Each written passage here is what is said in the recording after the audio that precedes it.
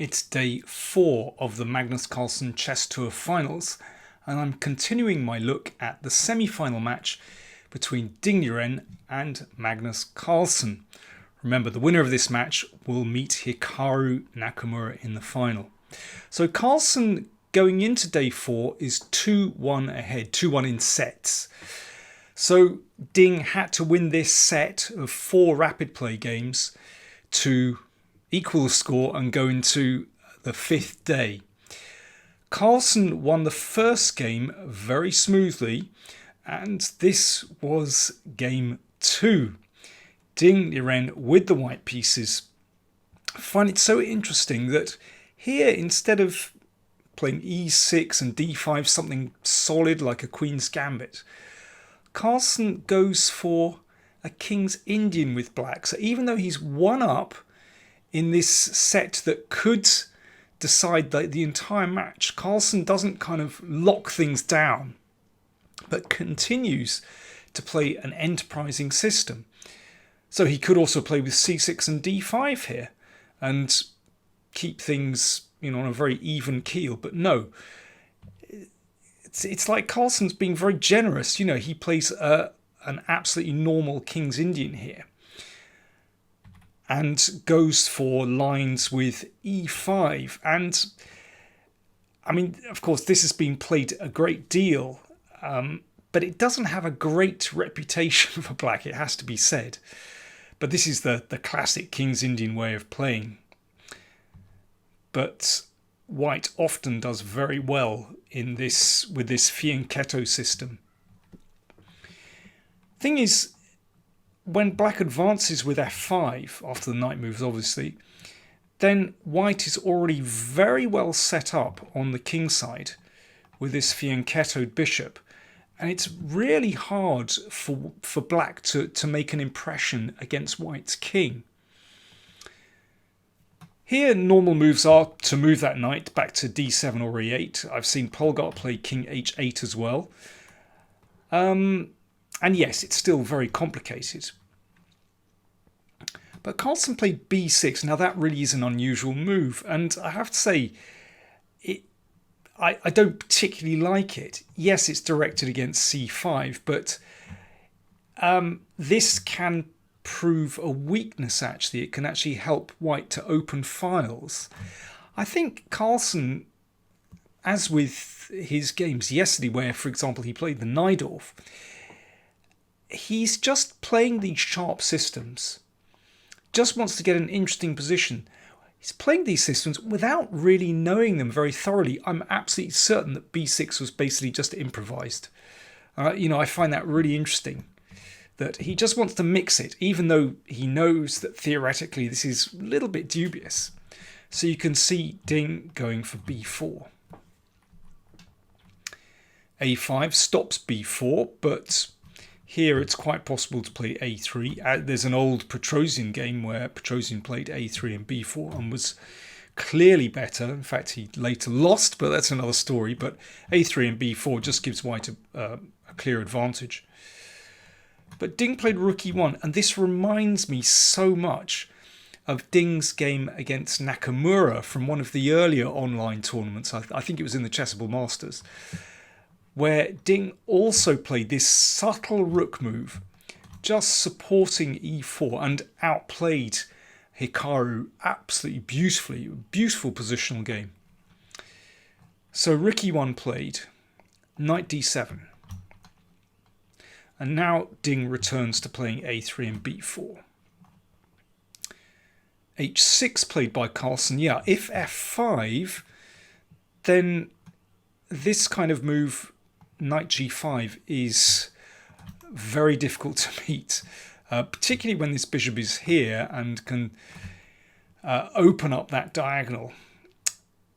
So that's why Carlsen played h6, but it's not a beautiful move, and Ding leaps in with knight h4, a really typical way of responding to black's f5 advance. And if black is tempted to play g5, then the knight leaps into f5, and after this exchange, well, that pawn can be protected with g4, and then the e4 square is available for the knight. It's a lovely position for white.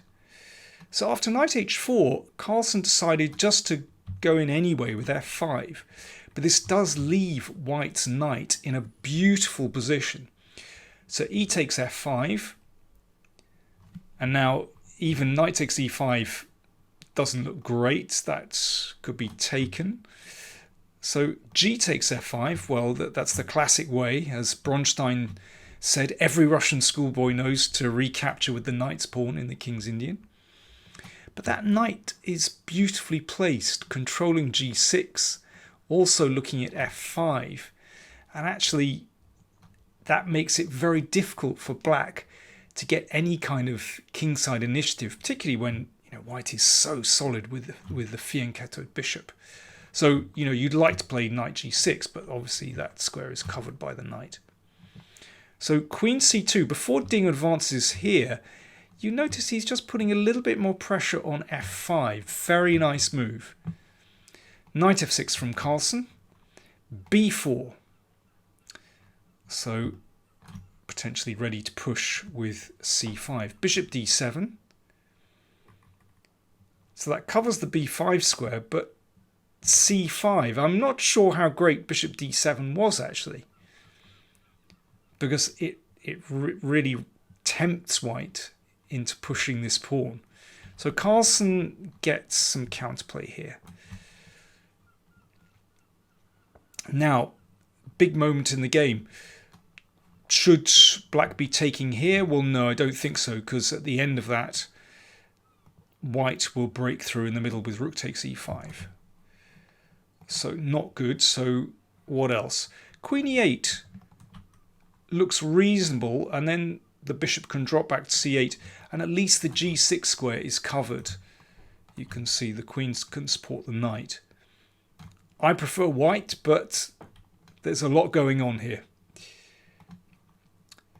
So what did Carlsen do? Well, he decided to play e4. And that leaves a few gaps around these pawns. But then again, it does open up the long diagonal for the bishop. So, you give something, you get something, basically.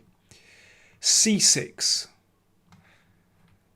And now Carlsen decided to drop the bishop back to e8. So I guess it's about covering that g6 square. Frankly, neither retreat looks brilliant. I guess putting the bishop to e8 and then f7, perhaps black can target that d5 pawn. So bishop e8. And Ding doesn't wait around to be attacked with bishop f7 here. He opens up, whoops, misfire. He opens up the position with f3. Good move. While this bishop just kind of disrupts the coordination of the heavy pieces on the back rank, Ding attacks the center. Excellent. And particularly with that pawn on h6, weakens the squares. Whoops, not those squares. Weakens these squares, particularly g6, around the king. Not a beautiful pawn. Carlsen really hasn't got anything better than to take that pawn, which is fine, but it does allow white to break through in the middle of the board. And here probably knight c3 is the best move, but still white is better after rook b3. But Carlsen took immediately. And now rook e4 wasn't played, but is already very strong. For example, here, queen f6, and then the rook simply turns towards the king and looks at the g6 square. White is clearly better there.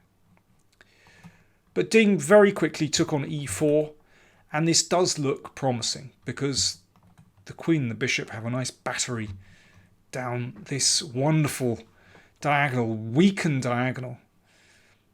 Now Carlsen has to play bishop d4 check.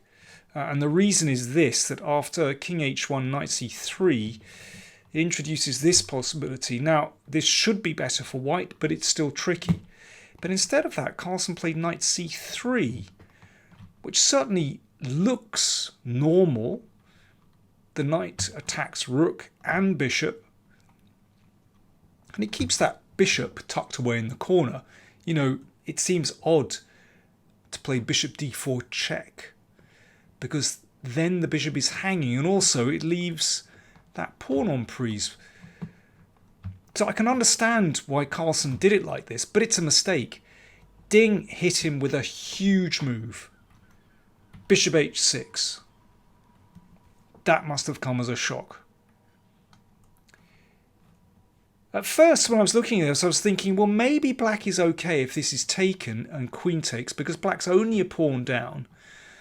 And I was thinking, maybe if you trade queens, that might be okay. This rook gives some counterplay here. But no, this is actually very good for white after this. And then rook e7. That's a great move. Hitting the pawn here, and white, well, white's pieces dominate. I do love that knight on h4. It not only controls black's pieces, that the bishop can't really come out there, but it always has the potential to hop in on one of these squares at some inconvenient moment. So bishop h6 just played, and this is desperate now, absolutely desperate for black. Carlsen tried queen f6. Then there was a check on the diagonal. And now another stunner, which again Carlsen must have overlooked. Rook takes bishop. And well, black's just crumbling now. Yeah, just watch out for this knight. So for example, if queen h6, we can give a check on g6, and then double discovered check. And well, at the very least, this rook is going to drop. And if bishop takes h6, then nice move. The rook just jogs back here, protects the bishop, and threatens a thumping check on g6. Let's come back. So rook e8, rook takes bishop, just played. Rook fe8, knight g6 check, king takes bishop, knight f8. Double discovered check, always nice to do one of those. Now if the king drops back, then white wins easily like this. For example, king takes, and rook f1 check, the king moves, and then you take the queen. Or there's king f7, actually doesn't make any difference. This picks up the queen, and white cleans up. So knight f8 check just played. In fact, Carlsen played king takes bishop, allowing queen h7, king g5, queen h4 check, king f5, and then a really elegant checkmate. Queen f4, beautiful. Love the way the knight controls these squares, preventing the king's retreat. It reminds me of some of the checkmates I've been looking at in my problems that I've been setting, my weekly problems on the community tab. Yeah, a lovely finish from Ding. So that leveled the match. And what a game. You know, Ding is a total King's Indian killer. And do check out that game of his against Nakamura. Perhaps I'll post that elsewhere so you can have another look at it, because this is really exemplary play from the Chinese player. So that leveled the scores at 1-1. The next two games were drawn, so that meant 2-2. They went into a blitz playoff, 2 blitz games. First one was drawn. In the second one, Ding had a winning position, but threw it away. Magnus somehow managed to pull through. Incredible. He's making a habit of doing that, let's put it like that.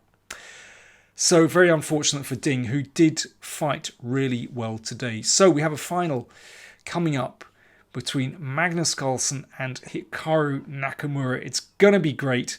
Hikaru in tremendous form, having completely wiped out Daniil Dubov. So look out for that. Tomorrow will be a rest day, but after that, the players will do battle in the grand final. Don't forget to like, comment, share and subscribe, and do consider supporting us via PayPal or Patreon. Thanks for watching.